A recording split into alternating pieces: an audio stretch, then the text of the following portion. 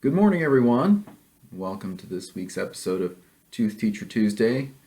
I am, of course, your host, Dr. Steven Zahm, and today I want to talk about, I'm going to kick off kind of a three-part series talking about questions related to dry mouth.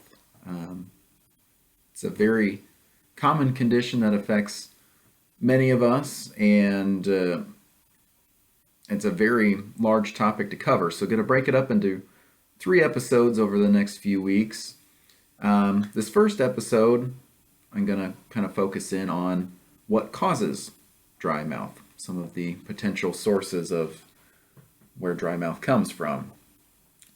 And, like most things, I would say the most common cause of dry mouth is unfortunately just the aging process. As we get older, to put it bluntly, everything starts to fall apart.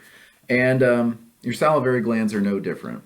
They just naturally stop producing as much saliva as they would when you're younger. And so age is certainly the most common factor related to dry mouth.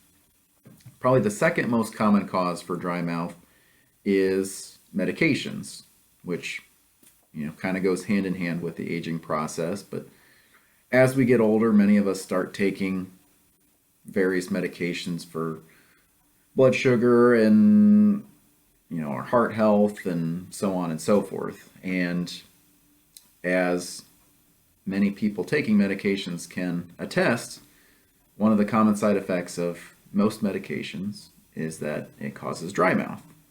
And I won't go into the nitty-gritty science behind all of that, but there is a reason that, whatever condition that medication is trying to treat, kind of the overarching effect tends to dry out mucus for your whole body, but mouth especially. So medications are definitely a big cause for dry mouth as well. Some lesser common reasons, but still reasons nonetheless to get dry mouth would be if you get salivary stones in your salivary gland tracts. Salivary stones being almost like you think of kidney stones with your urinary system, creating blockages and a lot of times even discomfort, obviously. Kind of the same idea with your salivary glands, as your salivary ducts can get clogged with little calcifications, and if they get clogged enough, that saliva is not getting through to your mouth and you're going to get dry mouth. And then another less common reason for dry mouth would be radiation.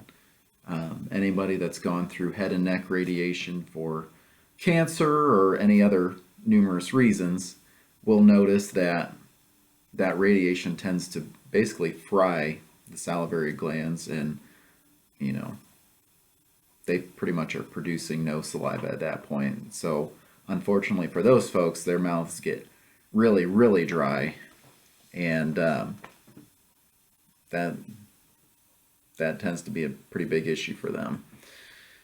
And then the final cause for dry mouth is actually a specific health condition known as Sjogren's syndrome. And what Sjogren's syndrome is, aside from being hard to say, is a condition that I'm actually going to talk about next week on our Oral Pathology Corner. So I'm going to leave you on a bit of a cliffhanger, and we'll go into Sjogren's syndrome. See what I mean? It's hard to say. Sjogren's syndrome next week on Oral Path Corner, and then the week after that we'll do part 2 of this series of videos on dry mouth. So stay tuned to find out what Sjogren's syndrome is, and until next week, have a fantastic week, and we'll see you on next week's Tooth Teacher Tuesday.